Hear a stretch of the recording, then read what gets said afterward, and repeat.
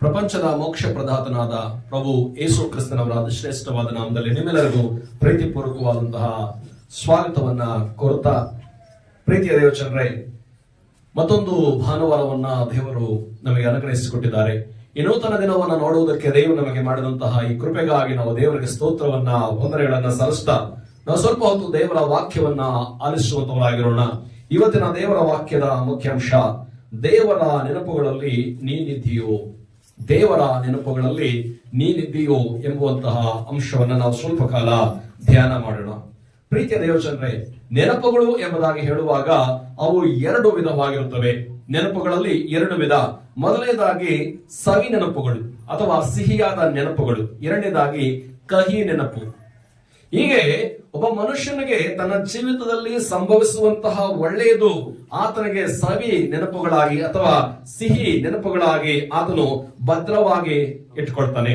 ಅದೇ ರೀತಿಯಾಗಿ ತನ್ನ ಜೀವಿತದಲ್ಲಿ ನಡೆಯತಕ್ಕಂತಹ ಅನಾನುಕೂಲಗಳು, ಆತನಿಗೆ ನಡೀತಕ್ಕಂತಹ ನಷ್ಟ, ಆತನಿಗೆ ಉಂಟಾಗ್ತಕ್ಕಂತಹ ನೋವು, ಕಠಿಣವಾದಂತಹ ಕಾರ್ಯಗಳನ್ನ ಆತನು ಕಹಿ ನೆನಪುಗಳಾಗಿ ಇಟ್ಟುಕೊಳ್ಳುವಂತವನಾಗಿದ್ದಾನೆ. ಹೀಗೆ ಆ ಮನುಷ್ಯ ಏನ್ ಮಾಡ್ತಾನೆ ಅಂತಂದ್ರೆ, ತಾನು ತನ್ನ ಜೀವಿತದಲ್ಲಿ ಸಂಭವಿಸಿದ್ದನ್ನ ಮುಂದೆ ನೆನಪುಗೆ ತಂದುಕೊಳ್ಳುವುದಕ್ಕೋಸ್ಕರ ಆತನ ಏನ್ ಮಾಡ್ತಾನೆ ಅಂತಂದ್ರೆ, ಅದನ್ನ ಕೆಲವು ಸಾರಿ ಆತನು ಡೈರಿಯಲ್ಲಿ ಬರ್ಕೊಳ್ತಾನೆ, ಇನ್ನು ಕೆಲವು ಸಾರಿ ಆ ಒಂದು ಕ್ಷಣಗಳನ್ನ ಫೋಟೋ ಕ್ಲಿಕ್ಸ್ಕೊಳ್ತಾನೆ, ಕೆಲವನ್ನ ಆತನ ಏನ್ ಮಾಡ್ತಾನೆ ಅಂದ್ರೆ ವಿಡಿಯೋ ಮಾಡ್ಕೊಳ್ತಾನೆ. ಹೀಗೆ ಮನುಷ್ಯ ಏನ್ ಮಾಡ್ತಾನೆ ಅಂತಂದ್ರೆ, ತನಗೆ ತನ್ನ ಜೀವಿತದಲ್ಲಿ ನಡೆದಿರತಕ್ಕಂತ ಘಟನೆಗಳು ನೆನಪಿರಬೇಕೆಂಬುದಾಗಿ ಆತನ ಏನ್ ಮಾಡ್ತಾ ಇದ್ದಾನೆ ಅಂತ ಹೇಳುವಾಗ ಅವುಗಳನ್ನ ಜ್ಞಾಪಕದಲ್ಲಿ ಇಟ್ಟುಕೊಳ್ಳೋದಕ್ಕೋಸ್ಕರ ಆತನ ಏನ್ ಮಾಡ್ತಾನೆ ಅಂತಂದ್ರೆ, ಇವುಗಳನ್ನ ಈ ಫೋಟೋಸ್ ಮೂಲಕವಾಗಿ, ಪುಸ್ತಕದ ರೂಪದಲ್ಲಿ ಅಥವಾ ವಿಡಿಯೋ ಮೂಲಕವಾಗಿ ಮತ್ತು ಕೆಲವೊಂದ್ ಸಾರಿ ಡೈರಿ ರೂಪದಲ್ಲಿ ಕೂಡ ಮನುಷ್ಯ ಇವತ್ತು ಬರೆದು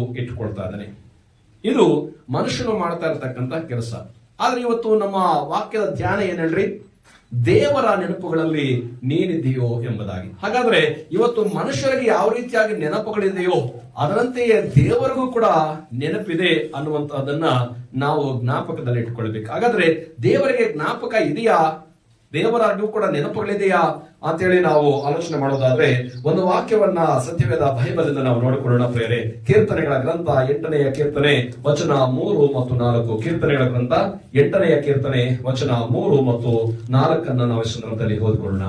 ನಿನ್ನ ಕೈಕೆಲಸವಾಗಿರುವ ಆಕಾಶ ಮಂಡಲವನ್ನು, ನಿನ್ನ ಕೈ ಕೆಲಸವಾಗಿರುವ ಆಕಾಶ ಮಂಡಲವನ್ನು, ನೀನು ಉಂಟು ಮಾಡಿದ ಚಂದ್ರ ನಕ್ಷತ್ರಗಳನ್ನು, ನೀನು ಉಂಟು ಮಾಡಿದ ಚಂದ್ರ ನಕ್ಷತ್ರಗಳನ್ನು ನಾನು ನೋಡುವಾಗ ಮನುಷ್ಯನು ಎಷ್ಟು ಮಾತ್ರದವನು, ಮನುಷ್ಯನು ಎಷ್ಟು ಮಾತ್ರದವನು, ಅವನನ್ನು ನೀನು ಯಾಕೆ ನೆನೆಸಬೇಕು, ಅವನನ್ನು ನೀನು ಯಾಕೆ ನೆನೆಸಬೇಕು, ಮಾನವನು ಎಷ್ಟರವನು, ಮಾನವನು ಎಷ್ಟರವನು, ಅವನಲ್ಲಿ ಯಾಕೆ ಲಕ್ಷ್ಯವಿಡಬೇಕು, ಅವನಲ್ಲಿ ಯಾಕೆ ಲಕ್ಷ್ಯ ಬಿಡಬೇಕು. ಪ್ರೀತಿಯ ದೇವಚಂದ್ರ, ಈ 4ನೇ ವಚನದಲ್ಲಿ ಭಕ್ತನು ಕೀರ್ತನಕಾರನು ಹೀಗೆ ಹೇಳ್ತಾನೆ, ಮನುಷ್ಯನು ಎಷ್ಟು ಮಾತ್ರದವನು, ಅವನನ್ನು ನೀನು ಯಾಕೆ ನೆನೆಸಬೇಕು.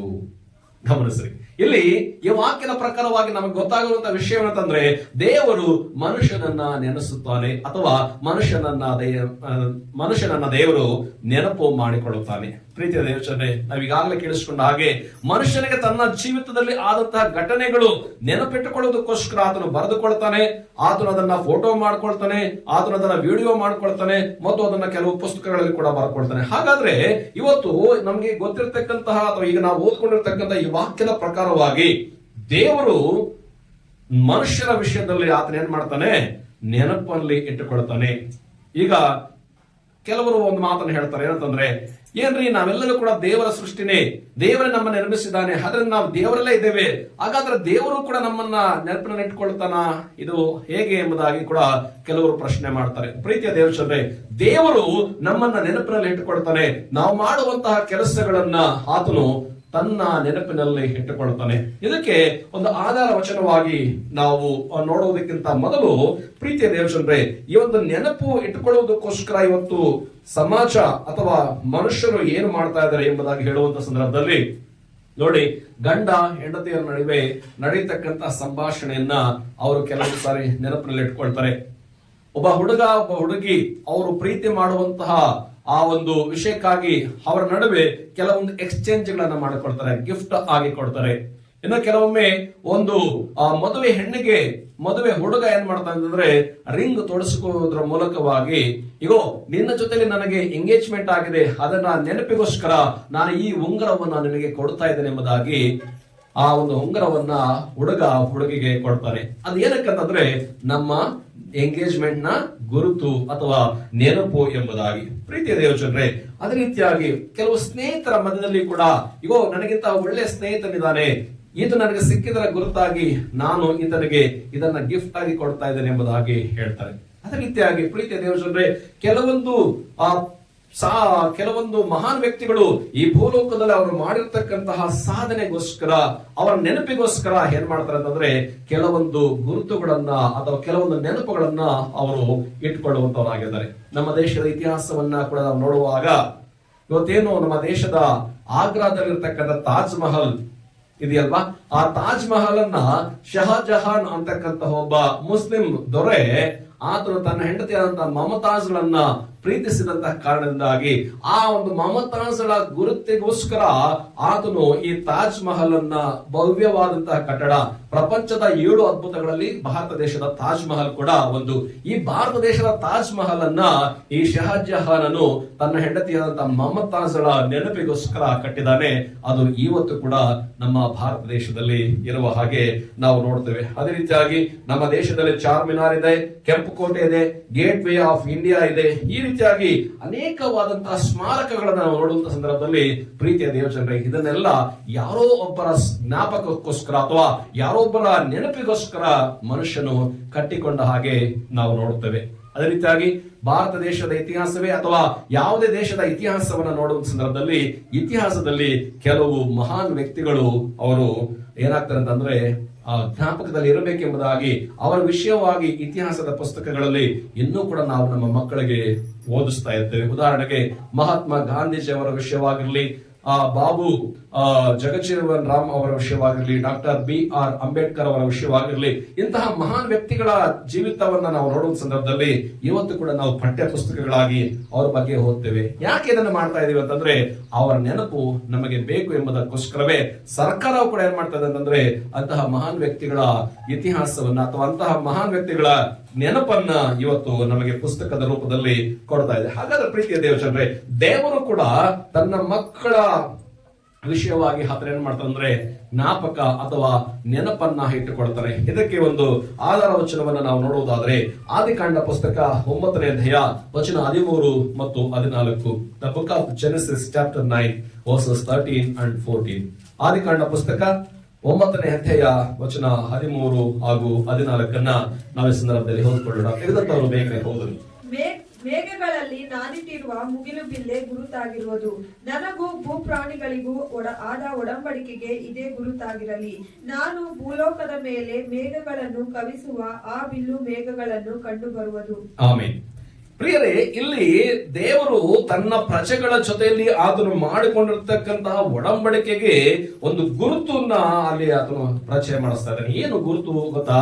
ಅದು ಮೇಘ ಬಿಲ್ಲು ಅಥವಾ ಮುಗಿಲ ಬಿಲ್ಲು ಅಥವಾ ಕಾಮನ ಬಿಲ್ಲು, ರೈನ್ಬೋ ಎಂಬುದಾಗಿ ನಾವು ಏನ್ ನೋಡ್ತೇವೆ ಅದನ್ನ ಕುರಿತು ಇಲ್ಲಿ ದೇವರು ಮಾತಾಡ್ತಾ ಇದ್ದಾರೆ. ಪ್ರೀತಿಯ ದೇವಚಂದ್ರೆ, ನೋಹನ ಕಾಲದಲ್ಲಿ ಜನರೆಲ್ಲರೂ ಕೂಡ ಪಾಪ ಮಾಡಿ ಪಾಪಗಳಿಂದ ತುಂಬಿ ಹೋಗಿದ್ದಂತಹ ದಿನಗಳಲ್ಲಿ ದೇವರು ಮನುಷ್ಯರನ್ನು ನೋಡುವಾಗ ಮನುಷ್ಯರೆಲ್ಲರೂ ಕೂಡ ಕೆಟ್ಟು ಹೋಗಿದ್ರು. ಅವರು ಮನುಷ್ಯನಲ್ಲಿ ಯೋಚಿಸುವಂತದ್ದು ಯಾವಾಗಲೂ ಕೂಡ ಬರೀ ಕೆಟ್ಟದ್ದಾಗಿರೋದ್ರಿಂದ ದೇವರು ಮನುಷ್ಯರನ್ನ ನೋಡಿ ಹೀಗೆ ಅಂದ್ಕೊಳ್ತಾರೆ, ನಾನು ಮನುಷ್ಯರನ್ನ ಉಂಟು ಮಾಡಿದ್ದಕ್ಕೆ ಪಶ್ಚಾತ್ತಾಪ ಪಡ್ತಾ ಇದ್ದೇನೆ, ಆದ್ರಿಂದ ಈಗ ಈ ಮನುಷ್ಯ ಜಾತಿಯನ್ನೆಲ್ಲ ನಾನು ಅಳಿಸಿಬಿಡ್ತೇನೆ ಎಂಬುದಾಗಿ ದೇವರು ತೀರ್ಮಾನ ಮಾಡ್ತಾರೆ. ಆಗ ದೇವರ ದೃಷ್ಟಿಯಲ್ಲಿ ಒಬ್ಬ ವ್ಯಕ್ತಿ ನೀತಿವಂತನಾಗಿ ಕಂಡು ಬರ್ತಾನೆ, ಆತನೇ ನೋಹನು. ಈ ನೋಹನ ನಿಮಿತ್ತವಾಗಿ ದೇವರು ನೋಹನನ್ನ, ಆತನ ಹೆಂಡತಿ, ಆತನ 3 ಜನ ಗಂಡು ಮಕ್ಕಳು ಮತ್ತು 3 ಜನ ಸೊಸೆಯರನ್ನ ಆತನು ಕಾಪಾಡ್ತಾನೆ. ಹೀಗೆ ಎಲ್ಲರೂ ಕೂಡ ನಾಶವಾದಾಗ ಕೇವಲ ನೋಹನು ಅವನ ಕುಟುಂಬದವರು ಮಾತ್ರ ಉಳ್ಕೊಳ್ತಾರೆ. ಆಗ ದೇವರು ತನ್ನ ಹೃದಯದಲ್ಲಿ ಅಂದ್ಕೊಳ್ತಾನೆ, ನಾನು ಯಾಕೆ ಹೀಗೆ ಮಾಡಿದೆ? ಹಾಗಾದ್ರೆ ಇನ್ನು ಮೇಲೆ ನಾನು ಮನುಷ್ಯರನ್ನ ಕೋಪದಿಂದ ದಂಡಿಸುವಾಗ, ಮನುಷ್ಯರನ್ನ ಕೋಪದಿಂದ ಹಾಳು ಮಾಡುವಾಗ, ಇಗೋ ನನಗೂ ಈ ಮನುಷ್ಯರಿಗೂ ಆದಂತಹ ಒಡಂಬಡಿಕೆಗೆ ಗುರುತಾಗಿ ಆತನು ಮೇಘದಲ್ಲಿ ಮುಗಿಲು ಬಿಲ್ಲನ್ನ ಅಥವಾ ಕಾಮನ ಬಿಲ್ಲನ್ನ ಇಟ್ಟಿದ್ದಾನೆ. ಏನಕ್ಕೆ ಗೊತ್ತಾ? ಆತನು ನೆನಪಿಗೋಸ್ಕರ. ಪ್ರೇರೆ, ಈ ದೇವರು ತನ್ನ ಮಕ್ಕಳಿಗಾದಂತಹ ಒಡಂಬಡಿಕೆಗೆ ಆತನು ಮುಗಿಲು ಬಿಲ್ಲನ್ನ ಗುರುತಾಗಿ ಇಟ್ಟುಕೊಂಡಿದ್ದಾನೆ. ಇದನ್ನ ನಮ್ಗೆ ಏನ್ ಗೊತ್ತಾಗುತ್ತೆ ಅಂದ್ರೆ ದೇವರು ಕೂಡ ಜ್ಞಾಪಕವನ್ನ ಇಟ್ಟುಕೊಳ್ತಾರೆ, ದೇವರು ಕೂಡ ನೆನಪನ್ನ ಇಟ್ಟುಕೊಳ್ತಾರೆ. ಅದಕ್ಕೆ ಇನ್ನೊಂದು ವಚನ ಆಧಾರವಾಗಿ ನಾವು ನೋಡುವುದಾದ್ರೆ ಮಲಾಕಿಯನ ಪ್ರವಾದನೆ ಗ್ರಂಥ 3ನೇ ಅಧ್ಯಾಯ 16ನೇ ವಚನ. ಮಲಾಕಿಯನ ಪ್ರವಾದನೆ ಗ್ರಂಥ 3ನೇ ಅಧ್ಯಾಯ 16ನೇ ವಚನ. The book of prophet Malachi chapter 3 verses 16.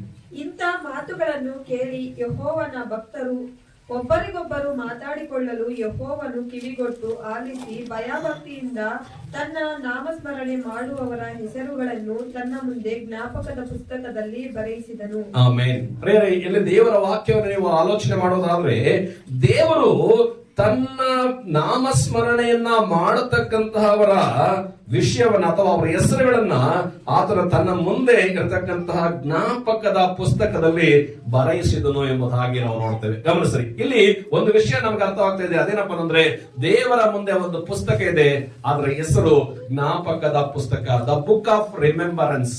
ಜ್ಞಾಪಕ ಮಾಡಿಕೊಡತಕ್ಕಂತಹ ಒಂದು ಪುಸ್ತಕ ದೇವರು ಆತನ ಹತ್ರ ಇಟ್ಕೊಂಡಿದ್ದಾನೆ.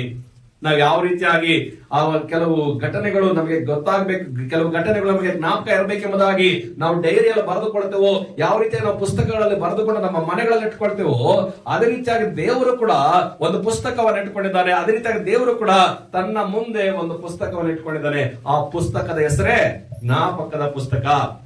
ಈ ಪುಸ್ತಕದಲ್ಲಿ ದೇವರು ತನ್ನ ಪ್ರಜೆಗಳ ಹೆಸರುಗಳನ್ನು ಬರ್ಕೊಳ್ತಾರಂತೆ. ಯಾರ ಹೆಸರುಗಳು ಬರ್ಕೊಳ್ತಾರಂತಂದ್ರೆ ಯೆಹೋವನ ಭಕ್ತರು ಒಬ್ಬರಿಗೊಬ್ಬರು ಮಾತಾಡಿಕೊಳ್ಳಲು ದೇವರು ಆ ಒಂದು ಅವರ ಪ್ರಾರ್ಥನೆಗೆ ಅಥವಾ ಅವರ ಒಂದು ಮಾತುಗಳಿಗೆ ಕಿವಿಗೊಟ್ಟು ಆತನ ನಾಮಸ್ಮರಣೆಯನ್ನ ಮಾಡುವಂತವರ ಹೆಸರುಗಳನ್ನು ಮಾಡ್ಕೊಳ್ತಾನೆ. ಹಾಗಾದ್ರೆ ಇಲ್ಲಿ ದೇವರು ತನ್ನ ಭಕ್ತರ ಹೆಸರುಗಳನ್ನ ತನ್ನ ಮುಂದೆ ಇರತಕ್ಕಂಥ ಪುಸ್ತಕದಲ್ಲಿ ಆತನು ಬರ್ಕೊಳ್ಳುವಂತವನಾಗಿ ನಾವು ಕಂಡು ಬರ್ತಾ ಇದೆ. ಹಾಗಾದ್ರೆ ಪ್ರೀತಿ ದೇವಚಂದ್ರ, ಇದರಿಂದ ನಮ್ಗೆ ಏನ್ ಗೊತ್ತಾಗುತ್ತೆ ಅಂತಂದ್ರೆ ದೇವರು ಜ್ಞಾಪಕವನ್ನ ಇಟ್ಕೊಳ್ತಾರೆ. ದೇವರು ತನ್ನ ಮಕ್ಕಳ ಹೆಸರುಗಳನ್ನ ತನ್ನ ಮುಂದೆ ಇರತಕ್ಕಂತಹ ಪುಸ್ತಕದಲ್ಲಿ ಆತನು ಬರೆದುಕೊಳ್ತಾನೆ. ಈಗ ದೇವರು ನಮ್ಮ ವಿಷಯದಲ್ಲಿ ಆತನು ನೆನಪುಗಳನ್ನ ಇಟ್ಟುಕೊಂಡಿದ್ದಾನೆ. ಸರಿ, ಇಲ್ಲಿ ತನಕ ಒಂದು ಪಾಠ ಆಯ್ತು. ದೇವರು ನಮ್ಮ ವಿಷಯಗಳನ್ನ ತನ್ನ ನೆನಪಿನಲ್ಲಿ ಇಟ್ಟುಕೊಳ್ತಾನೆ. ಆ ರೀತಿಯಾಗಿ ಬೈಬಲ್ ಅಲ್ಲಿ ಯಾರನ್ನ ದೇವರು ತನ್ನ ಜ್ಞಾಪಕದಲ್ಲಿ ಇಟ್ಕೊಂಡಿದ್ದಾನೆ, ಯಾರನ್ನ ತನ್ನ ನೆನಪಿನಲ್ಲಿ ದೇವರು ಇಟ್ಕೊಂಡಿದ್ದಾನೆ ಎಂಬುದಾಗಿ ನಾವೊಮ್ಮೆ ಆಲೋಚನೆ ಮಾಡುವುದಾದ್ರೆ ಪ್ರೀತಿಯ ದೇವಜನರೇ, ನಮಗೆ ಒಬ್ಬ ಶ್ರೇಷ್ಠವಾದಂತಹ ಒಬ್ಬ ವ್ಯಕ್ತಿ, ನಮಗೆ ಒಬ್ಬ ಉತ್ತಮವಾದಂತಹ ವ್ಯಕ್ತಿ, ನಾವು ಅನುಕರಣೆ ಮಾಡ್ಲಿಕ್ಕೆ ಯೋಗ್ಯನಾಗಿರ್ತಕ್ಕಂಥ ಒಬ್ಬ ವ್ಯಕ್ತಿ ನಮಗೆ ಬೈಬಲ್ ಅಲ್ಲಿ ಸಿಗ್ತಾರೆ. ಅವರು ಬೇರೆ ಯಾರು ಅಲ್ಲ, ಸಾಕ್ಷಾತ್ತು ಯೇಸು ಕ್ರಿಸ್ತರೇ. ಯೇಸು ಕ್ರಿಸ್ತರ ಕುರಿತಾಗಿ ಸತ್ಯವೇದದಲ್ಲಿ ಹೇಳುವುದಾದ್ರೆ ದೇವರು ಯೇಸು ಕ್ರಿಸ್ತರನ್ನ ಆ ಅತ್ಯುನ್ನತವಾದಂತಹ ಪದವಿಗೆ ಆತನು ಹೇರಿಸಿದ್ರು ಎಂಬುದಾಗಿ ನಾವು ನೋಡ್ತೇವೆ. ಇಷ್ಟಕ್ಕೂ ಯೇಸು ಕ್ರಿಸ್ತನವರು ಎಲ್ಲಿದ್ರು, ಅವರು ಯಾವ ರೀತಿಯಾಗಿ ಲೋಕಕ್ಕೆ ಬಂದ್ರು, ಏತಕ್ಕಾಗಿ ಬಂದ್ರು ಎಂಬುದಾಗಿ ನಾವು ಒಂದು ಸಾರಿ ಆಲೋಚನೆ ಮಾಡುವುದಾದ್ರೆ ಫಿಲಿಪಿಯವರಿಗೆ ಬರೆದ ಪತ್ರಿಕೆ 2ನೇ ಅಧ್ಯಾಯ ವಚನ 6ರಿಂದ 8 ನಾವು ಓದ್ಕೊಳ್ಳೋಣ. ಫಿಲಿಪಿಯವರಿಗೆ ಬರೆದ ಪತ್ರಿಕೆ 2ನೇ ಅಧ್ಯಾಯ ವಚನ 6ರಿಂದ 8. The epistle to Philippians chapter 2 verses 6 to 8. ಆತನು ದೇವ ಸ್ವರೂಪನಾಗಿದ್ದರೂ ದೇವರಿಗೆ ಸರಿಸಮಾನನಾಗಿರುವುದೆಂಬ ಅಮೂಲ್ಯ ಪದವಿಯನ್ನು ಬಿಡಲೊಲ್ಲೆನು ಎಂದೆಣಿಸದೆ ತನ್ನನ್ನು ಬರಿದು ಮಾಡಿಕೊಂಡು ದಾಸನ ರೂಪವನ್ನು ಧರಿಸಿಕೊಂಡು ಮನುಷ್ಯರಿಗೆ ಸದೃಶನಾದನು. ಹೀಗೆ ಆತನು ಆಕಾರದಲ್ಲಿ ಮನುಷ್ಯನಾಗಿ ಕಾಣಿಸಿಕೊಂಡಿದ್ದಾಗ ತನ್ನನ್ನು ತಗ್ಗಿಸಿಕೊಂಡು ಮರಣವನ್ನು, ಅಂದರೆ ಶಿಲುಬೆಯ ಮರಣವನ್ನಾದರೂ ಹೊಂದುವಷ್ಟು ವಿಧೇಯನಾದನು. ಆಮೆನ್. ದೇವರ ನಾಮಕ್ಕೆ ಸ್ತೋತ್ರವಾಗಲಿ. ಯೇಸು ಕ್ರಿಸ್ತರು ದೇವರಿಗೆ ಸರಿಸಮಾನನಾಗಿರುವಂತಹ ಪದವಿಯನ್ನು ಬಿಡುವುದಿಲ್ಲ ಎಂಬುದಾಗಿ ಎಂದುಕೊಳ್ಳದೆ ಆತನು ತನ್ನನ್ನು ಬರೆದು ಮಾಡಿಕೊಂಡು ದಾಸನ ರೂಪವನ್ನು ಧರಿಸಿ ಈ ಭೂಲೋಕಕ್ಕೆ ಬಂದು ತನ್ನನ್ನ ಏನ್ ಮಾಡಿದಂತಂದ್ರೆ ಬರೆದು ಮಾಡಿಕೊಂಡು ಆ ಒಂದು ಕಲ್ವಾರಿ ಶಿಲುಬೆ ಮೇಲೆ ಮರಣವನ್ನ ಹೊಂದಿದನು ಎಂಬುದಾಗಿ ದೇವರ ವಾಕ್ಯ ಹೇಳ್ತದೆ. ಪ್ರೀತಿಯ ದೇವಚಂದ್ರೆ, ಈ ಯೇಸು ಕ್ರಿಸ್ತರನ್ನ ದೇವರು ಜ್ಞಾಪಕ ಮಾಡಿಕೊಂಡ್ರು. ಯಾಕಂದ್ರೆ ಈತನು ದೇವರ ಸ್ವರೂಪನಾಗಿದ್ದಂತವನು, ದೇವರಲ್ಲಿ ವಿಶ್ವಾಸವನ್ನ, ದೇವರಲ್ಲಿ ಭಕ್ತಿಯನ್ನು ಇಟ್ಟಂತಹ ಈ ಯೇಸು ಕ್ರಿಸ್ತನನ್ನ ದೇವರು ಜ್ಞಾಪಕ ಮಾಡಿಕೊಂಡ್ರು. ಇಷ್ಟಕ್ಕೂ ಯೇಸು ಕ್ರಿಸ್ತರು ಈ ಭೂಲೋಕಕ್ಕೆ ಬರುವುದಕ್ಕಿಂತ ಮೊದಲೇ ಆತನ ವಿಷಯವಾಗಿ ಹೇಳಲ್ಪಟ್ಟಂತಹ ಸಂಗತಿಗಳನ್ನು ನಾವು ನೋಡುವಾಗ ಇಬ್ರಿಯರಿಗೆ ಬರೆದ ಪತ್ರಿಕೆ 5ನೇ ಅಧ್ಯಾಯದ 7ನೇ ವಚನವನ್ನು ನಾವು ಈ ಸಮಯದಲ್ಲಿ ಓದ್ಕೊಳ್ಳೋಣ. ಇಬ್ರಿಯರಿಗೆ ಬರೆದ ಪತ್ರಿಕೆ 5ನೇ ಅಧ್ಯಾಯದ 7ನೇ ವಚನ. The book of Hebrews chapter 5 verse 7. ಕ್ರಿಸ್ತನು ತಾನು ಭೂಲೋಕದಲ್ಲಿದ್ದಾಗ ಮರಣಕ್ಕೆ ತಪ್ಪಿಸಿ ಕಾಪಾಡ ಶಕ್ತನಾಗಿರುವ ಆತನಿಗೆ ಬಲವಾಗಿ ಕೂಗುತ್ತಾ ಕಣ್ಣೀರನ್ನು ಸುರಿಸುತ್ತಾ ಪ್ರಾರ್ಥನೆ ವಿಜ್ಞಾಪನೆಗಳನ್ನು ಸಮರ್ಪಿಸಿ ದೇವರ ಮೇಲಣ ಭಯಭಕ್ತಿಯ ನಿಮಿತ್ತ ಕೇಳಲ್ಪಟ್ಟನು. ಪ್ರೀತಿಯ ದೇವಚಂದ್ರೆ, ಯೇಸು ಕ್ರಿಸ್ತರು ಈ ಭೂಲೋಕದಲ್ಲಿ ಜೀವನ ಮಾಡಿದಂತ ದಿನಗಳಲ್ಲಿ ಅವರು ಭಯ ಮತ್ತು ಭಕ್ತಿಯಿಂದ ಅವರು ಜೀವನ ಮಾಡಿದರು. ಆ ಭಯ ಮತ್ತು ಭಕ್ತಿಯಿಂದ ಯೇಸು ಕ್ರಿಸ್ತರು ಜೀವನ ಮಾಡಿದಂತ ಕಾರಣದಿಂದಾಗಿಯೇ ದೇವರು ಈ ಯೇಸು ಕ್ರಿಸ್ತರನ್ನ ತನ್ನ ನೆನಪಿನಲ್ಲಿ ಇಟ್ಟುಕೊಂಡ್ರು. ಯೇಸು ಕ್ರಿಸ್ತರು ಭೂಲೋಕದಲ್ಲಿ ಜೀವನ ಮಾಡ್ತಾ ಇದ್ದಂತ ದಿನಗಳಲ್ಲಿ ಆತನು ತನ್ನ ಶರೀರದ ವಿಷಯವಾಗಿ ಎಂದೂ ಕೂಡ ಯೋಚನೆ ಮಾಡಲಿಲ್ಲ. ಏನು ಕುಡಿಯಲಿ, ಏನು ತಿನ್ನಲಿ ಎಂಬುದಾಗಿ ಆತನು ಏನನ್ನು ಕೂಡ ಆತನಿಗೆ ಯೋಚನೆ ಮಾಡಲಿಲ್ಲ ಪ್ರೇರೆ. ಬದಲಾಗಿ ಯಾವಾಗ ನೋಡಿದ್ರು ನನ್ನ ತಂದೆಯ ಚಿತ್ತವನ್ನು ನೆರವೇರಿಸಬೇಕು, ನನ್ನ ತಂದೆಯ ಆಲೋಚನೆಗಳನ್ನ, ನನ್ನ ತಂದೆಯ ಚಿತ್ತ ಉದ್ದೇಶಗಳನ್ನ ಈ ಭೂಲೋಕದಲ್ಲಿ ನೆರವೇರಿಸಬೇಕೆಂಬುದಾಗಿ ಅದಕ್ಕಾಗಿ ಯೇಸು ಕ್ರಿಸ್ತರು ಪ್ರಯಾಸ ಪಟ್ರೆ ಹೊರತು ಎಲ್ಲಿ ಕೂಡ ನಾನು ತಿನ್ನುವುದಕ್ಕಾಗಿ ಏನ್ ತರ್ತೀರಾ, ನನಗೆ ಕುಡಿಯುವುದಕ್ಕೆ ಏನ್ ಕೊಡ್ತೀರಾ ಎಂಬುದಾಗಿ ಎಲ್ಲಿ ಕೂಡ ಯೇಸು ಕ್ರಿಸ್ತರು ಆತನು ಪ್ರಯತ್ನ ಪಟ್ಟ ಹಾಗೆ ನಮಗೆ ಕಾಣುವುದಿಲ್ಲ. ಯೋಹಾನ ಸುವಾರ್ತೆ 6ನೇ ಅಧ್ಯಾಯದ 38ನೇ ವಚನದಲ್ಲಿ ಯೇಸು ಕ್ರಿಸ್ತರು ಹೇಳುವಂತಹ ಒಂದು ಮಾತನ್ನು ನಾವು ಓದಿಕೊಳ್ಳೋಣ ಪ್ರೇರೆ. ಯೋಹಾನ ಸುವಾರ್ತೆ 6ನೇ ಅಧ್ಯಾಯ 38ನೇ ವಚನ. ನನ್ನ ಚಿತ್ತದಂತೆ ನಡೆಯುವುದಕ್ಕಾಗಿ ನಾನು ಬಂದಿಲ್ಲ, ನನ್ನನ್ನು ಕಳುಹಿಸಿದಾತನ ಚಿತ್ತವನ್ನೇ ನೆರವೇರಿಸುವುದಕ್ಕೆ ಪರಲೋಕದಿಂದ ಬಂದೆನು. ನೋಡಿ, ಯೇಸು ಕ್ರಿಸ್ತರು ಹೇಳುವಂತ ಮಾತು ಏನಂತಂದ್ರೆ, ನನ್ನ ಚಿತ್ತವನ್ನು ನೆರವೇರಿಸುವುದಕ್ಕಾಗಿ ನಾನು ಬಂದಿಲ್ಲ, ಬದಲಾಗಿ ನನ್ನನ್ನು ಕಳಿಸಿಕೊಟ್ಟಂತ ಪರಲೋಕದ ನನ್ನ ತಂದೆಯ ಚಿತ್ತವನ್ನ ನೆರವೇರಿಸುವುದಕ್ಕೆ ನಾನು ಈ ಲೋಕಕ್ಕೆ ಬಂದನು ಎಂಬುದಾಗಿ. ಪ್ರೀತಿಯ ದೇವಜನರೇ, ಈ ರೀತಿಯಾಗಿ ಯೇಸು ಕ್ರಿಸ್ತರು ಈ ಭೂಲೋಕದಲ್ಲಿದ್ದ ಅಂತ ಸಂದರ್ಭದಲ್ಲಿ ತಂದೆಯಾದ ದೇವರ ಚಿತ್ತವನ್ನ ನೆರವೇರಿಸಿ ಆತನು ಭಕ್ತಿಯಿಂದ ಜೀವನ ಮಾಡಿದ ಕಾರಣದಿಂದಾಗಿ ತಂದೆಯಾದ ದೇವರು ಈ ಯೇಸು ಕ್ರಿಸ್ತರನ್ನ ನೆನಪಿನಲ್ಲಿ ಇಟ್ಕೊಂಡಿದ್ರು. ಕೇವಲ ನೆನಪಿನಲ್ಲಿ ಇಟ್ಟುಕೊಂಡದ್ದು ಮಾತ್ರವಲ್ಲದೆ ಆದರೆ ಎಂತಹ ಪದವಿಯನ್ನ ದೇವರು ಕೊಟ್ಟರು ಎಂಬುದಾಗಿ ನಾವು ಫಿಲಿಪಿಯರಿಗೆ ಬರೆದ ಪತ್ರಿಕೆ 2ನೇ ಅಧ್ಯಾಯದ ವಚನ 10ರಲ್ಲಿ ಓದುವುದಾದ್ರೆ ಅಲ್ಲಿ ವಾಕ್ಯ ಈ ರೀತಿಯಾಗಿ ಹೇಳಲ್ಪಟ್ಟಿದೆ. ಪ್ರೀತಿಯ ದೇವಚಂದ್ರಲ್ಲಿ ದೇವರ ವಾಕ್ಯವನ್ನು ನಾವು ಓದುವಂತ ಸಂದರ್ಭದಲ್ಲಿ ಈ ಕಾರಣದಿಂದ 9ನೇ ವಚನದಿಂದ, ಈ ಕಾರಣದಿಂದ ದೇವರು ಆತನನ್ನು ಅತ್ಯುನ್ನತ ಸ್ಥಾನಕ್ಕೆ ಏರಿಸಿ ಎಲ್ಲಾ ಹೆಸರುಗಳಿಗಿಂತ ಶ್ರೇಷ್ಠವಾದ ಹೆಸರನ್ನು ಆತನಿಗೆ ದಯಪಾಲಿಸಿದ್ದಾನೆ ಅನ್ನೋ ಅತ್ತು. ಆದುದರಿಂದ ಸ್ವರ್ಗ, ಮರ್ತ್ಯ, ಪಾತಾಳಗಳಲ್ಲಿರುವವರೆಲ್ಲರೂ ಯೇಸುವಿನ ಹೆಸರಿನಲ್ಲಿ ಅಡ್ಡಬಿದ್ದು ಯೇಸು ಕ್ರಿಸ್ತನನ್ನು ಒಡೆಯನೆಂದು ಪ್ರತಿಜ್ಞೆ ಮಾಡಿ ತಂದೆಯಾದ ದೇವರಿಗೆ ಘನವನ್ನು ಸಲ್ಲಿಸುವರು. Praise the lord. ಯಾವ ರೀತಿಯಾಗಿ ಈ ಯೇಸು ಕ್ರಿಸ್ತನನ್ನ ದೇವರು ಉನ್ನತಕ್ಕೇರಿಸಿದ್ರು ಅಂತಂದ್ರೆ ಸ್ವರ್ಗ, ಮರ್ತ್ಯ ಮತ್ತು ಪಾತಾಳ ಈ 3 ಲೋಕಗಳಲ್ಲಿರ್ತಕ್ಕಂಥ ಜನರು ಯೇಸು ಕ್ರಿಸ್ತನ ಹೆಸರಿನಲ್ಲಿ ಅಡ್ಡ ಬಿದ್ದು ಆತನನ್ನ ಒಡೆಯನೆಂದು ಪ್ರತಿಜ್ಞೆ ಮಾಡುವಷ್ಟು ದೇವರು ಯೇಸು ಕ್ರಿಸ್ತರನ್ನ ಆತನು ಉನ್ನತಕ್ಕೇರಿಸಿದನು. ಯೇಸು ಕ್ರಿಸ್ತರನ್ನ ದೇವರು ಆತನ ಏನು ಮಾಡ್ತಾರೆ ಅಂದ್ರೆ ಜ್ಞಾಪಕದಲ್ಲಿ ಇಟ್ಕೊಂಡ್ರು. ಪ್ರೇರೆ, ದೇವರು ಜ್ಞಾಪಕದಲ್ಲಿ ಇಟ್ಕೊಳ್ತಾನೆ ಎಂಬುದಾಗಿ ನಮ್ಗೆ ಗೊತ್ತಾಯ್ತು. ಎಂತವರನ್ನ ಜ್ಞಾಪಕದಲ್ಲಿ ಇಟ್ಕೊಳ್ತಾನೆ ಎಂಬುದಾಗಿ ಹೇಳುವಂತ ಸಂದರ್ಭದಲ್ಲಿ ಆತನಲ್ಲಿ ಭಯ ಮತ್ತು ಭಕ್ತಿಯುಳ್ಳವರನ್ನ ಆತನು ತನ್ನ ಜ್ಞಾಪಕದಲ್ಲೇ ಇಟ್ಟುಕೊಳ್ತಾರೆ. ಈಗ ಪ್ರಶ್ನೆ, ದೇವರು ನನ್ನನ್ನ ಜ್ಞಾಪಕದಲ್ಲಿ ಇಟ್ಕೊಳ್ತಾರ, ದೇವರು ನಿನ್ನನ್ನ ಜ್ಞಾಪಕದಲ್ಲಿ ಇಟ್ಕೊಳ್ತಾರಾ ಎಂಬುದಾಗಿ ನಾವು ಆಲೋಚನೆ ಮಾಡಬೇಕಾಗಿದೆ. ನಾವು ಅದನ್ನ ಆಲೋಚನೆ ಮಾಡೋದಕ್ಕಿಂತ ಮೊದಲು ಬೈಬಲ್ ಅಲ್ಲಿ ಇನ್ನು ಕೆಲವು ವ್ಯಕ್ತಿಗಳು ತಮ್ಮ ಜೀವಿತಗಳಲ್ಲಿ ಆದಂತಹ ಘಟನೆಗಳನ್ನ ಅವರು ತಮ್ಮ ದಿನಚರ್ಯಗಳಲ್ಲಿ ಬರ್ಕೊಂಡಿರ್ತಕ್ಕಂಥ ಸಂಗತಿಗಳು ಕೂಡ ಹೇಳಲ್ಪಟ್ಟಿವೆ. ಅದನ್ನು ಕೂಡ ನಾವು ಒಮ್ಮೆ ಓದಿಕೊಂಡು ಬರೋಣ ಬನ್ನಿರಿ. ಎಸ್ತೇರಳ ಗ್ರಂಥ 10ನೇ ಅಧ್ಯಾಯ ವಚನ 2 ಮತ್ತು 3. ಎಸ್ತೇರಳ ಪುಸ್ತಕ 10ನೇ ಅಧ್ಯಾಯ ವಚನ 2 ಮತ್ತು 3. The book of Esther chapter 10 versus 2 and 3. ಅವನ ಬಲ ಪ್ರತಾಪಯುಕ್ತವಾದ ಕೃತ್ಯಗಳು, ಅವನ ಅನುಗ್ರಹದಿಂದ ಮೊರ್ದೆಕೈಗೆ ಪ್ರಾಪ್ತವಾದ ದೊಡ್ಡಸ್ತಿಕೆಯ ವಿವರವು ಮೇದ್ಯ ಮತ್ತು ಪಾರಸಿಯ ರಾಜಕಾಲ ವೃತ್ತಾಂತ ಗ್ರಂಥದಲ್ಲಿ ಬರೆದಿರುತ್ತವೆ. ಪ್ರೀತಿಯ ದೇವಜನರೇ, ಇಲ್ಲಿ ಒಂದು ರಾಜಕಾಲ ವೃತ್ತಾಂತ ಎಂಬುದಾಗಿ ನಾವು ನೋಡ್ತಾ ಇದ್ದೀವಿ. ಇದು ಪುಸ್ತಕ. ಆ ಒಂದು ಹಳೆಯ ದಿನಗಳಲ್ಲಿ ಮೇದ್ಯ ಮತ್ತು ಪಾರಸಿಯ ಆ ಒಂದು ರಾಜರು ಆಳ್ವಿಕೆ ಮಾಡ್ತಾ ಇದ್ದಂತ ಸಂದರ್ಭದಲ್ಲಿ ಆ ಒಂದು ದೇಶದಲ್ಲಿ ಅಥವಾ ಆ ಒಂದು ಸಾಮ್ರಾಜ್ಯದಲ್ಲಿ ನಡೆದಿರ್ತಕ್ಕಂತಹ ಘಟನಾವಳಿಗಳನ್ನ ಒಂದು ಗ್ರಂಥದಲ್ಲಿ ಬರೆದುಕೊಳ್ತಾ ಇದ್ರು. ಆ ಗ್ರಂಥಕ್ಕೆ ಏನು ಹೆಸರು ಅಂತಂದ್ರೆ ರಾಜಕಾಲ ವೃತ್ತಾಂತ. ಈ ರಾಜಕಾಲ ವೃತ್ತಾಂತದಲ್ಲಿ ಬರೆದುಕೊಂಡಿದ್ರು ಎಂಬುದಾಗಿ ನಾವು ನೋಡ್ತೇವೆ. ಪ್ರೀತಿಯ ದೇವಜನರೇ, ಇಷ್ಟಕ್ಕೂ ಆ ಒಂದು ಗ್ರಂಥದಲ್ಲಿ, ಆ ಒಂದು ದೇಶದಲ್ಲಿ ಅಥವಾ ಆ ಒಂದು ಸಾಮ್ರಾಜ್ಯದಲ್ಲಿ ಇಡೀ ಪ್ರಪಂಚವನ್ನ ಆಳ್ವಿಕೆ ಮಾಡ್ತಾ ಇದ್ದಂತಹ ಒಬ್ಬ ರಾಜ, ಒಬ್ಬ ಚಕ್ರವರ್ತಿ ಇದ್ದ. ಆತನ ಹೆಸರು ಅಹಶ್ವೇರೋಷ್. ಈ ಅಹಶ್ವೇರೋಷ್ ಅಂತಕ್ಕಂತ ಈ ರಾಜನನ್ನ ಅಥವಾ ಈ ಚಕ್ರವರ್ತಿಯನ್ನ ಕೊಲೆ ಮಾಡುವುದಕ್ಕೋಸ್ಕರ ಏನ್ ಮಾಡ್ತಾರೆ ಅಂತಂದ್ರೆ ಕೆಲವರು ದುರುಳರು ಆಲೋಚನೆ ಮಾಡ್ತಾರೆ. ಆ ಒಂದು ಆಲೋಚನೆ ಅಲ್ಲಿ ಒಬ್ಬ ವ್ಯಕ್ತಿಗೆ ಗೊತ್ತಾಗ್ಬಿಡುತ್ತೆ. ಆತನ ಹೆಸರು ಮೊರ್ದೆಕೈ.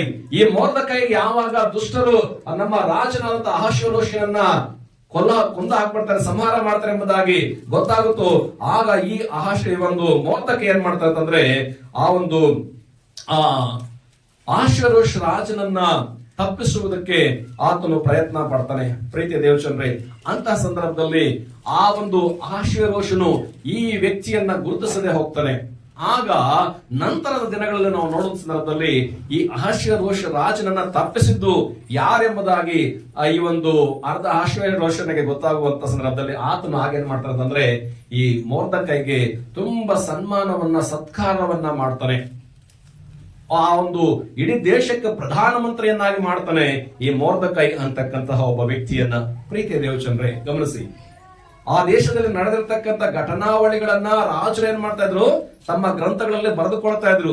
ತಮಗೆ ಉಪಕಾರ ಮಾಡಿರ್ತಕ್ಕಂಥವ್ರನ್ನ, ತಮಗೆ ನಿಷ್ಠವಾಗಿರ್ತಕ್ಕಂಥವ್ರನ್ನ, ತಮಗೆ ಒಳ್ಳೆಯ ರೀತಿಯಾಗಿ ಸೇವೆ ಮಾಡಿರ್ತಕ್ಕಂಥವ್ರನ್ನ ಅವರ ಗ್ರಂಥಗಳಲ್ಲಿ ಅವರು ಬರೆದುಕೊಂಡು ಆ ಗ್ರಂಥಗಳ ಪ್ರಕಾರವಾಗಿ ಅವರಿಗೆ ಸನ್ಮಾನಗಳನ್ನ, ಕೊಡುಗೆಗಳನ್ನ, ಬಹುಮಾನಗಳನ್ನ ಕೊಡ್ತಾ ಇದ್ರು. ಪ್ರೀತಿಯ ದೇವಚಂದ್ರೇ, ದೇವರು ಕೂಡ ಯಾರನ್ನ ನೆನಪಿನಲ್ಲಿ ಇಟ್ಕೊಳ್ತಾರೆ, ಯಾರಿಗೆ ಅವರು ಸನ್ಮಾನ ಮಾಡ್ತಾರೆ, ಯಾರಿಗೆ ದೇವರು ತನ್ನ ಪರಲೋಕವನ್ನ ಆತನು ಕೊಡ್ತಾನೆ ಎಂಬುದಾಗಿ ನಾವು ಆಲೋಚನೆ ಮಾಡುವುದಾದ್ರೆ, ಯಾರು ದೇವರಲ್ಲಿ ಭಯವು ಭಕ್ತಿಯುಳ್ಳವರಾಗಿ ಇರ್ತೇವೋ, ಯಾರು ಆತನ ಇಷ್ಟದ ಪ್ರಕಾರವಾಗಿ ಬದುಕ್ತೇವೋ, ಯಾರು ಆತನ ವಾಕ್ಯದ ಪ್ರಕಾರವಾಗಿ ನಾವು ಜೀವನ ಮಾಡ್ತೇವೋ, ಆತನನ್ನ ನಾವು ಮೆಚ್ಚಿಸಿ ಆತನ ಚಿತ್ತವನ್ನು ನಾವು ಈ ಭೂಲೋಕದಲ್ಲಿ ನೆರವೇರಿಸ್ತೇವೋ ಅಂತವರನ್ನೇ ದೇವರು ಏನ್ ಮಾಡ್ತಾನೆ ಅಂತಂದ್ರೆ ಜ್ಞಾಪಕದಲ್ಲಿ ಇಟ್ಟುಕೊಳ್ತಾರೆ. ಒಬ್ಬ ಭಕ್ತನು ಪ್ರಾರ್ಥನೆಯನ್ನ ಮಾಡಿ ಹೀಗೆ ಹೇಳ್ತಾನೆ. ಭಕ್ತನಾದಂತ ದಾವೀದನು 56ನೇ ಕೀರ್ತನೆ ವಚನ 5ರಲ್ಲಿ ಹೀಗೆ ಹೇಳ್ತಾನೆ.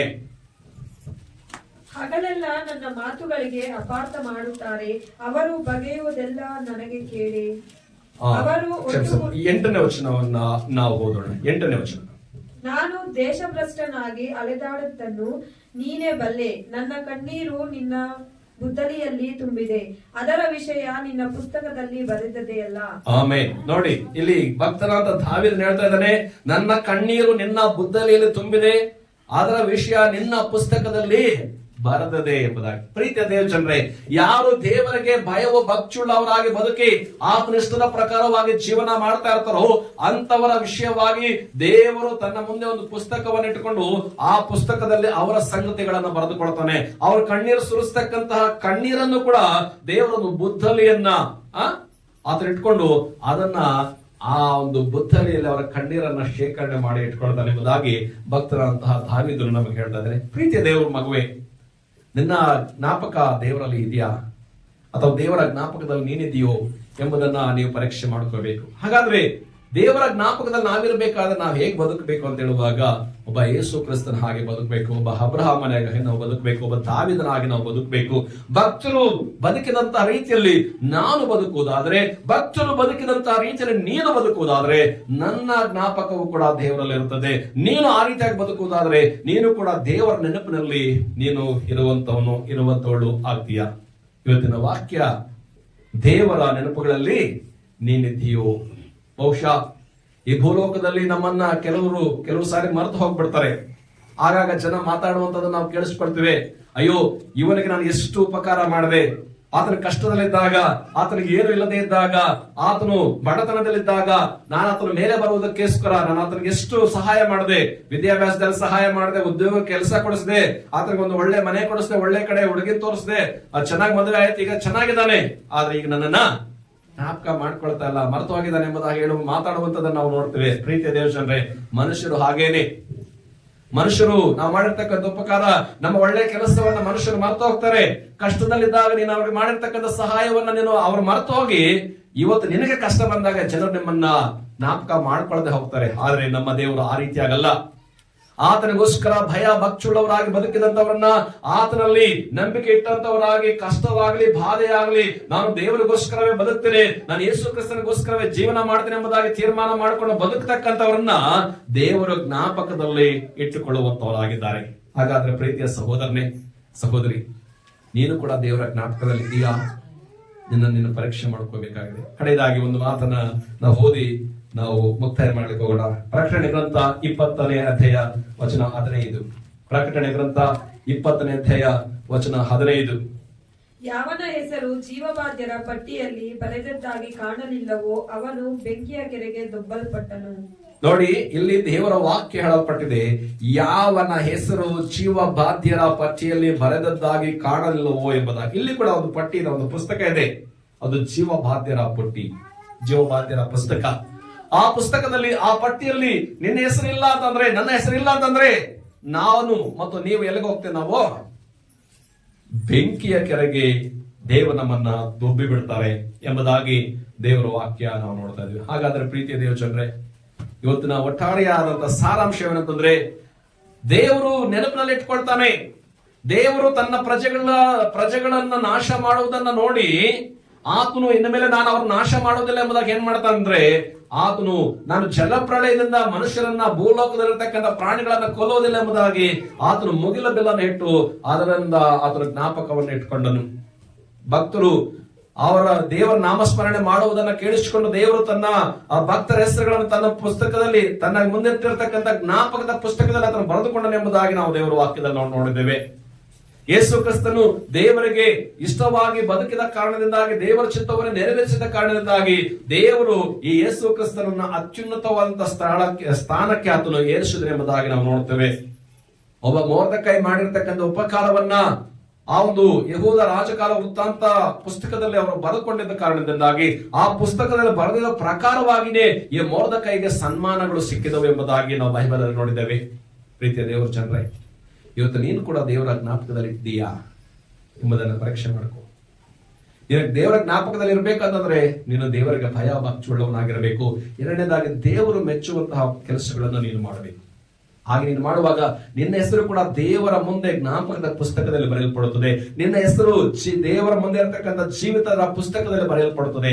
ಹಾಗೆ ಆ ಜೀವಿತರ ಪುಸ್ತಕದಲ್ಲಿ ನಿನ್ನ ಹೆಸರಿದ್ದಾಗ ದೇವರು ನಿನ್ನನ್ನು ಕೂಡ ನೆನಪು ಮಾಡಿಕೊಳ್ತಾನೆ. ಒಂದು ವೇಳೆ ಆ ಪುಸ್ತಕದಲ್ಲಿ ನಿನ್ನ ಹೆಸರಿಲ್ಲ ಅಂತಂದ್ರೆ ನೀನು ಕೈ ಬಿಡಲ್ಪಡ್ತೀಯ. ಅದರಿಂದ ಪರೀಕ್ಷೆ ಮಾಡಿಕೊಳ್ಳೋಣ, ದೇವರ ನೆನಪುಗಳಲ್ಲಿ ನೀನಿದ್ದೀಯೋ.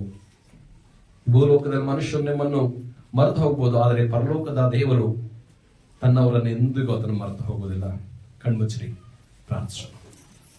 ಭೂಮಿ ಆಕಾಶಗಳನ್ನ, ಅದರಲ್ಲಿರುವಂತಹ ಸಮಸ್ತವನ್ನ ಸೃಷ್ಟಿ ಮಾಡಿದ ನಮ್ಮ ಸರ್ವಶಕ್ತನಾದ ತಂದೆಯೇ, ನಮಗೆ ಅನುಗ್ರಹಿಸಲ್ಪಟ್ಟಂತ ಈ ಒಳ್ಳೆಯ ಸಮಯಕ್ಕಾಗಿ ಸ್ತೋತ್ರ.